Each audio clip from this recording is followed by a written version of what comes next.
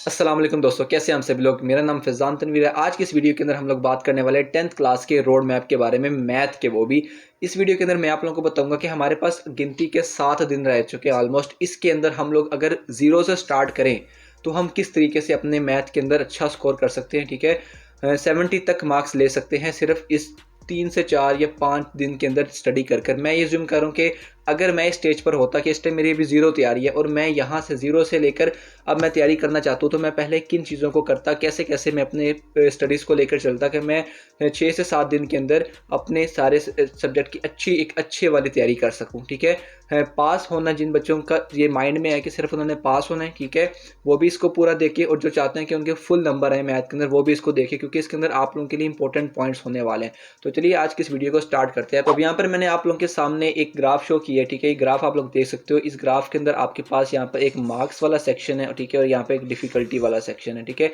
Y axis पर मैंने marks किए हैं। ठीक है, इसका मतलब ये वो चैप्टर्स है जो कि मार्क्स के हिसाब से जिनके मार्क्स ज़्यादा हैं उनको मैंने ऊपर रखा है, जिनके मार्क्स कम हैं, ठीक है, जिनकी वेटेज जिनकी कम है उनको मैंने नीचे रखा है। और डिफिकल्टी में जैसे सब आगे बढ़ते जाओगे तो वो चैप्टर्स आ रहे हैं जिनकी डिफिकल्टी ज़्यादा है। ठीक है, अब जैसे कि अगर आप चैप्टर नंबर 5 को देखो तो ये मार्क्स के लिहाज से सबसे ऊपर है, ठीक है, और डिफिकल्टी के लिहाज से सबसे कम है। ठीक है, चैप्टर नंबर 6 भी सेम मार्क्स के हिसाब से ज़्यादा है लेकिन डिफिकल्टी इसकी सबसे ज़्यादा कम है। तो मेरा जो मेन टारगेट होगा वो ये 2, 5 और 6 चैप्टर होगा आपका। इसके बाद अगर हम चैप्टर 4 की बात करें तो ये मार्क्स के हिसाब से तो इसकी वेटेज कम है लेकिन ये डिफिकल्टी वाइज भी थोड़ा सा कम है। लेकिन अगर हम 3 की बात करते हैं तो ये मार्क्स के हिसाब से 4 से थोड़ा ज़्यादा है लेकिन इसकी डिफिकल्टी जो है वो थोड़ी ज़्यादा है। ये जैसे हम आगे बढ़ते जा रहे हैं डिफिकल्ट चैप्टर्स आते जा रहे हैं। चैप्टर 1 जो है, चैप्टर 2 जो है, इनमें मार्क्स जो है रिलेटिवली कम है लेकिन डिफिकल्टी जो है वो थोड़ी ज़्यादा है।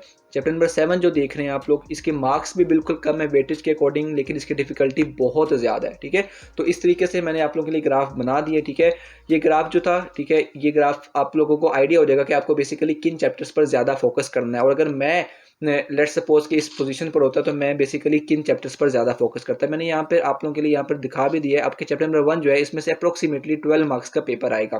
ठीक है, कम ज़्यादा यहाँ पर हो सकता है। चैप्टर नंबर 2 के अंदर से आपके पास यहाँ पर 10 से 12 नंबर का आपका पेपर आ रहा होगा। चैप्टर नंबर 3 से 10 से 14 नंबर का पेपर है। चैप्टर 4 से हमारे पास 8 से 10 नंबर का पेपर आ रहा है। चैप्टर 5 में आपके पास 10 से 14 नंबर का पेपर है। चैप्टर नंबर 6 में से भी आपके पास 10 to 14 जो आपके मार्क्स है इसके आ रहे होंगे। चैप्टर नंबर 7 जो है, जो कि मैंने यहाँ पे बोला कि सबसे डिफिकल्ट चैप्टर है, ठीक है, उस चैप्टर के अंदर भी आपके पास सिर्फ 6 मार्क्स का पेपर आ रहा है। ठीक है, तो अगर मैं आप लोगों के साथ एक general rule of thumb share करूं, ठीक है, क्योंकि ये एक जनरल स्टूडेंट के लिए, मैं यहाँ पर ये नहीं कह रहा हूँ कि आप बहुत ज़्यादा टॉपर हो, ठीक है, तो आपको सारे चैप्टर्स आते हैं। ठीक है, हम एक जनरल बात कर रहे हैं। तो ये जो चैप्टर्स हैं ये थोड़े डिफिकल्ट चैप्टर्स हैं। ठीक है, ये थोड़े से डिफिकल्ट चैप्टर्स हैं। ठीक है, मैं मानता हूँ। इसके बाद ये जो चैप्टर नंबर 3 से लेकर चैप्टर नंबर 6 के दरमियान में ये वो चैप्टर्स हैं जो थोड़े से रिलेटिवली ईजी चैप्टर्स हैं। ठीक है, इनमें तैयारी जो है वो ज़्यादा अच्छे तरीके से हो सकती है, ज़्यादा मार्क्स यहाँ पर गेन किए जा सकते हैं और ज़्यादा जल्दी तैयारी की जा सकती है। और जो चैप्टर नंबर 7 है, ठीक है, ये इतना भी आसान नहीं है। ठीक है, थोड़ा सा डिफिकल्ट ही है, लेकिन आप ये भी देख सकते हो कि इसके जो मार्क्स हैं वो सबसे कम ही हैं। ठीक है, इसमें से ज़्यादा जो सिलेबस है हमारा वो नहीं आ रहा होगा। अब आप पूछोगे कि भैया बाकी के चैप्टर्स, ये तो 1 से लेकर 7 तक है, जो 7 से लेकर आगे चैप्टर्स है उनका क्या करना है। तो यार बेसिकली हम यहाँ पर ये चीज़ देख रहे हैं कि किन में से ज़्यादा पेपर आ रहा है, क्योंकि इसके बाद वाले जो चैप्टर्स है वो ज्योमेट्री वाले चैप्टर्स है। तो उसके अंदर एक तो बचा वो चैप्टर्स करता नहीं है, ठीक है, क्योंकि ज्योमेट्री बनानी पड़ती है, उसको ज़्यादा अवॉइड ही किया जाता है। और दूसरी चीज़ ये है कि उसमें से ज़्यादा क्वेश्चन नहीं आते, ज़्यादा डेफिनेशंस टाइप क्वेश्चन आते हैं, जो कि मैं आपको इस वीडियो के अंदर बताने वाला हूँ। तो आई थिंक यहाँ पे आपको हर चीज़ समझ आ चुकी है। हमने ये ग्राफ भी देख लिया, हमने देख लिया कि किस चैप्टर में से कितनी चीज़ें आने वाली हैं। अब हम देखते हैं कि आपने बेसिकली कैसे अपने अपने मार्क्स को स्कोर करना है। ठीक है, अब यहाँ पर आप लोग देखो तो मैंने आप लोगों के सामने यहाँ पर कुछ चीज़ें शेयर की हैं। मैंने आपको जैसा कि वीडियो के स्टार्ट में बताया कि आप 59 से लेकर 61 नंबर तक आप लोग ले सकते हो सिर्फ 2 चैप्टर्स को करके। तो वो जो 2 चैप्टर्स है वो है हमारे पास चैप्टर नंबर 5 और चैप्टर नंबर 6। अब आप ये देखो कि चैप्टर नंबर 5 के अंदर से 10 मार्क्स के हम लोगों ने एक मिनिमम, ठीक है, सबसे लीस्ट हमने यहाँ पर पॉसिबिलिटी रखी है कि अगर 10 नंबर का पेपर है, हालांकि इससे ज़्यादा का पेपर ही होगा, तो 10 नंबर का अगर हम लगाएं उसमें से आपके 3 शॉर्ट क्वेश्चन चैप्टर नंबर 5 के अंदर से आ रहे हैं और एक लॉन्ग क्वेश्चन जो है चैप्टर नंबर 5 के अंदर से आ रहा है। अगर हम चैप्टर नंबर 6 की बात करते हैं तो इसके अंदर से भी 10 नंबर का पेपर अप्रोक्सीमेटली आएगा, 3 शॉर्ट क्वेश्चन और एक लॉन्ग क्वेश्चन के साथ। तो ये टोटल मिलाकर आपके रफ से 20 नंबर आपके इन 2 चैप्टर्स में से आ रहे होंगे। इसके बाद हम डेफिनेशंस की बात करते हैं। तो डेफिनेशन जो है ये आपने ऑल चैप्टर की करनी है। ठीक है, अच्छे तरीके से आप लोगों ने रट लेनी है इन डेफिनेशंस को। हर डेफिनेशन के साथ आप लोग यहाँ पर कोई ना कोई एग्जांपल, ठीक है, डेफिनेशन प्लस आप लोग यहाँ पर उसकी एग्जांपल दे रहे होगे। ठीक है, तभी आपके यहाँ पर अब पूरे चैप्टर के अंदर से कम आपके पास 16, ठीक है, हर चैप्टर में से आपने कंबाइन करके 16 नंबर की डेफिनेशंस आपने निकालनी है, यानी कि कम से कम आपको 8 डेफिनेशन जो है वो आनी चाहिए हर चैप्टर के अंदर से, ठीक है, हर मतलब कंबाइन कलेक्टिवली 16 नंबर अगर आपके आ जाते हैं, और इससे ज़्यादा ही आने चाहिए क्योंकि डेफिनेशन जो होती हैं वो इससे ज़्यादा भी पूछी जा सकती हैं। इसके बाद अगर हम थ्योरम की बात करते हैं तो थ्योरम जो है वो आपका चैप्टर नंबर 9 के अंदर से आएगा, ठीक है, आपने चैप्टर 9 का थ्योरम अच्छे तरीके से रट के चले जाना है, हर एक जितने भी उसके थ्योरम्स हैं, ठीक है, सारे आपको फिंगर टिप्स पर होने चाहिए।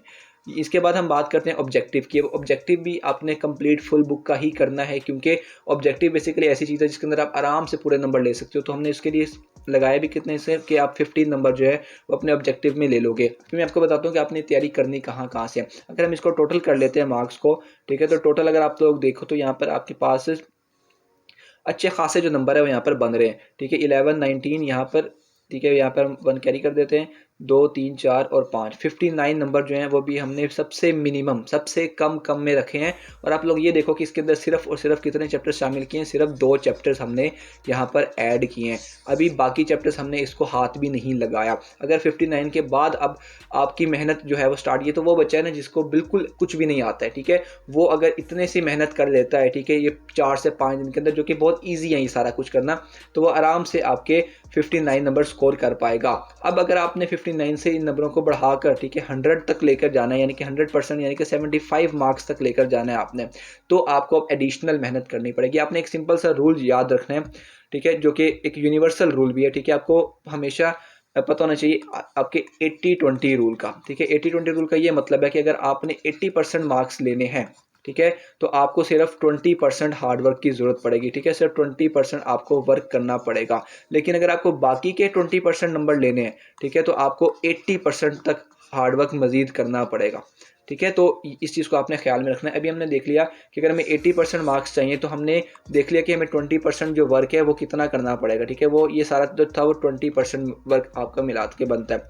अगर आपने इससे ज़्यादा आगे स्कोर करना है तो आपको 80% काम करना पड़ेगा, यानी कि बाकी के जितने भी चैप्टर्स हैं जो कि हमने यहाँ पर आपको दिखाए हैं, ठीक है, अब इन चैप्टर्स की तरफ आपको ज़्यादा अपना ध्यान करना पड़ेगा, ठीक है। इन चैप्टर्स के अंदर भी आप लोगों ने क्या करना है, बेसिकली जितने भी चैप्टर्स हमने पढ़ा कि ये डेफिनेशंस के अकॉर्डिंग उनकी डेफिनेशंस आपको 100% तैयार होनी चाहिए। इसके अलावा आप बाकी के जो 3 से लेकर जो आपके पास ये 4 5 6 ये जो चैप्टर्स है, इन पर आप ज़्यादा अच्छे तरीके से फोकस करना। अब इसका ये मतलब नहीं है कि चैप्टर 1 और चैप्टर नंबर 2 है इसमें से कुछ आना नहीं है, इसमें से भी आपका देखो 10 से 24 नंबर के दरमियान में आपके यहाँ पर नंबर आपके यहाँ पर इसके अंदर से पेपर आ रहा होगा। बस ये 2 चैप्टर्स मैंने शामिल इसलिए नहीं किए हैं क्योंकि ये चैप्टर्स क्योंकि 9th क्लास जब आप 10th में आते हो तो ये आपके लिए एक बिल्कुल नया टॉपिक होता है, तो कॉन्सेप्ट समझने में थोड़ी सी प्रॉब्लम होती है।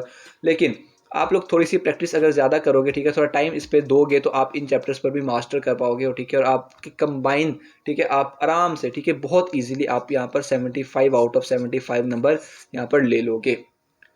सो उम्मीद करता हूँ कि आपको मैथ की इस समझ आई होगी कि मैथ में एग्जैक्टली आपने लास्ट के कुछ दिनों में किस तरीके से आप पढ़कर कंप्लीट उस बच्चे, एक जो टॉपर बच्चा है, उस जितने आप नंबर ले सकते हो, और अगर आप पहले से ही टॉपर तो आप इसको मज़ीद स्ट्रॉन्ग कर सकते हो, ठीक है। तो आज की इस वीडियो के लिए इतना ही। अगर आपको इस वीडियो से कुछ सीखने को मिला है तो इस वीडियो को लाइक करना, साथ चैनल को सब्सक्राइब लाजमी से करना, और कोई भी क्वेश्चन है आप मुझे कमेंट सेक्शन में पूछ सकते हो। तब तक के लिए सी या टेक केयर, ख्याल रखें अपना, अल्लाह हाफिज़।